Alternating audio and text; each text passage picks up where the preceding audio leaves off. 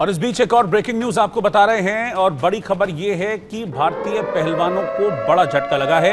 Asian Olympic qualifying कुश्ती में ये सेटबैक भारत को मिला है। दुबई एयरपोर्ट पर भारत के पहलवान फंसे हैं। दुबई में भारी बारिश की वजह से फ्लाइट्स कैंसिल हो गई हैं। भारतीय पहलवानों का ओलंपिक का रास्ता इन हालातों ने इस वक्त मुश्किल कर दिया है।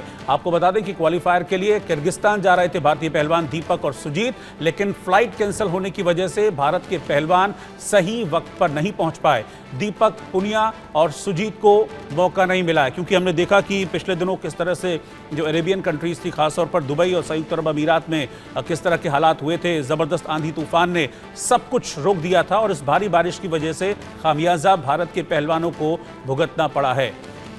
दुबई से एक के बाद एक ऐसी तस्वीरें सामने आई जिसमें एयरपोर्ट पर पानी, रनवे पर पानी, बड़े बड़े मॉल्स में पानी घुस आया था, लोगों के घरों तक पानी घुस गया, सड़कें नदियां बन चुकी थी, गाड़ियां छत तक डूबी हुई हैं और उसी का ये सीधा सीधा असर है। भारतीय पहलवानों को बड़ा झटका लगा। एशियन ओलंपिक क्वालिफाइंग कुश्ती को ये झटका लगा है। दुबई एयरपोर्ट पर फंस गए हैं भारतीय पहलवान।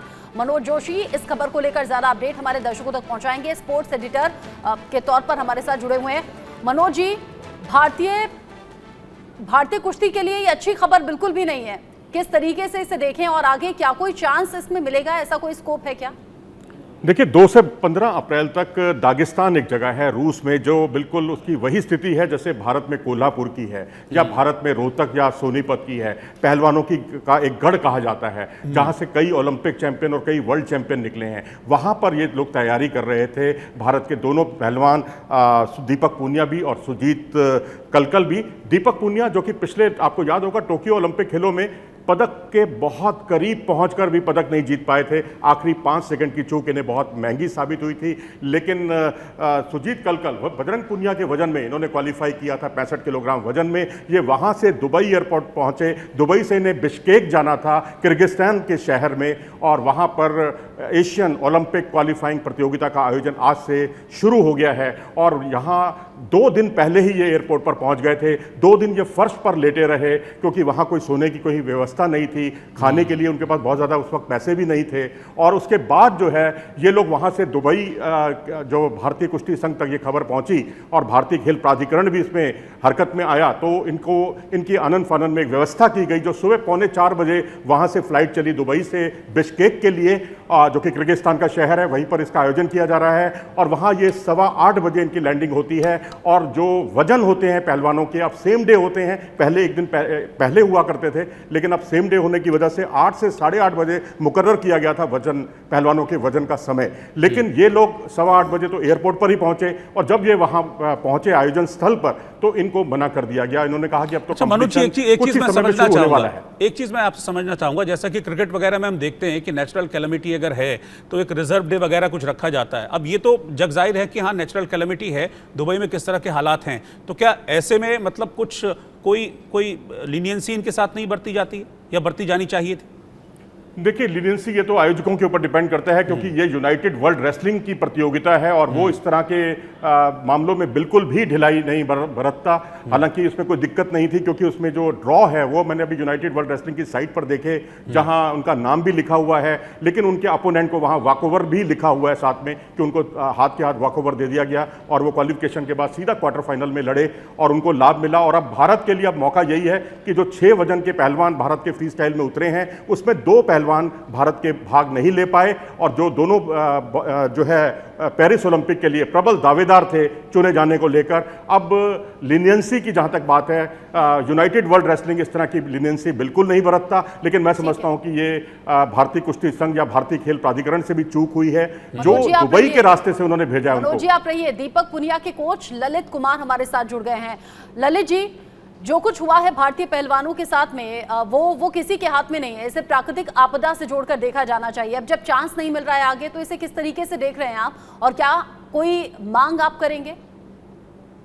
तो हमारा भी प्रोग्राम ये सोचा भी नहीं था। हम जो है, जब पहले से हमारी प्लान थी कि दुबई स्टे करके और फिर हम वहाँ जो है 17 की सुबह पहुंच जाएंगे वहाँ बिश्केक में। हालांकि 16 तारीख को शाम को मेरी दीपक से जब बात हुई, दीपक ने ये कहा कि हम रात को फ्लाइट पकड़ लेंगे, ऑन टाइम है हमारी फ्लाइट।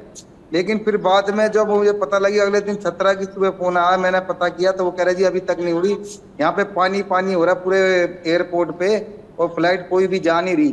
फिर मैंने कहा अच्छा जैसे भी अपडेट हो हमें बताना। तो उन्होंने फिर कल किया, कल शाम को भी कि जी बिल्कुल फ्लाइट मिली रही। एक हमने सोचा भी वाया इंडिया के जो थ्रू हम बिश्केक जाने की कोशिश करें। तो क्या था कि हमने जो है इंडिया के जो है हमने कनेक्टिंग फ्लाइट सोची कराने की।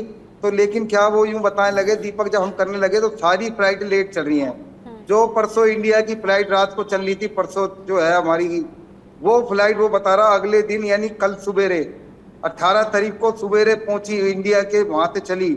और कह रहा तो कनेक्टिंग फ्लाइट भी कराने कोई फायदा नहीं था, क्योंकि यही नहीं पता था कि आगे फ्लाइट जाएगी नहीं जाएगी, कितनी देर से जाएगी, कुछ पता नहीं था। तो इसलिए इस असमंजस में फिर हमने वहां से कराई। कल शाम को भी बात हुई तो वो कह रहा जी, फिर मेरी रात को बात हुई, वो यूं कह रहा जी फ्लाइट थोड़ा लेट हो जाएगी हमारी, हो सकता है मुश्किल हो जाएगी हमें पहुंचने में 1-1.5 घंटा। तो वही हुआ जो है अब सुबह पता लगा उनके जो है 1-1.5 घंटा लेट पहुंचे वो फ्लाइट थे। और जैसा कि आपने बताया मनोज जी, में हमारे क्रिकेट में तो ये रिजर्व डे होता है, पर हमारी यूनाइटेड वर्ल्ड रेसलिंग का ये रूल होता है, उसमें कोई भी रिजर्व डे नहीं होता। इनका ड्रा पहले डल जाता है, क्योंकि एंट्री हम पहले भेज देते हैं कंट्री की, फिर वो उसके बाद उनका ड्रा डल जाता है। लेकिन उसके बाद जो है हमारे यूनाइटेड वर्ल्ड रेसलिंग में ऐसा कोई रूल नहीं है कि भाई तुम्हारी रिजर्व डे पे करा देंगे। इस कारण जो है वो रह गए हैं। अब हमको वर्ल्ड जो ओलंपिक क्वालिफायर 9 से 11 टर्की में अगले नेक्स्ट मंथ, उसके लिए हमें इंतजार करना पड़ेगा इन दोनों पहलवानों का। सर ललित जी, कोई भी चाहे वो खिलाड़ी हो, पहलवान हो, एथलीट हो या उनके कोच हो, बहुत मेहनत करते हैं किसी भी प्रतियोगिता के लिए, किसी भी चैंपियनशिप में हिस्सा लेने के लिए, लेकिन जब इस तरह की चीज़ें आती हैं तो निराशा होती है। निराश हैं आप कि ये चांस छूट गया आपके खिलाड़ी के हाथ से? क्योंकि मेहनत आपकी भी बहुत रही होगी, मेहनत दीपक की भी बहुत रही होगी। सर बस आप समझ लीजिए कि बहुत काफी महीने से हम मेहनत में लगे हुए थे, क्योंकि जो वर्ल्ड चैंपियनशिप के टाइम भी जो सीनियर वर्ल्ड चैंपियनशिप थी उसमें भी दीपक पुनिया की इंजरी थी, इसलिए हमने खिलाया नहीं। हमने चलो कोई बात नहीं, इंजरी पहले ठीक कर लें, उसके नी में इंजरी हो गई थी। उसके बाद जो हमें पूरी उम्मीद थी कि इसमें क्वालिफाई भी हो जाएगा, क्योंकि हमें उम्मीद थी कि भाई क्योंकि जो एशिया के जो 3 रेसलर हैं ऑलरेडी क्वालिफाई कर चुके हैं सीनियर वर्ल्ड चैंपियनशिप में, कजाकिस्तान, उज्बेकिस्तान और ईरान के 86 kg में। तो हमें पूरी उम्मीद थी कि भाई एशिया में हम क्वालिफाई कर जाएंगे। ठीक है सर, अब इस परिस्थिति में बस यही कह सकते हैं कि good luck for next time. आगे के लिए शुभकामनाएं। बहुत बहुत शुक्रिया साथ में जुड़ने के लिए आपका भी मनोज जी। आप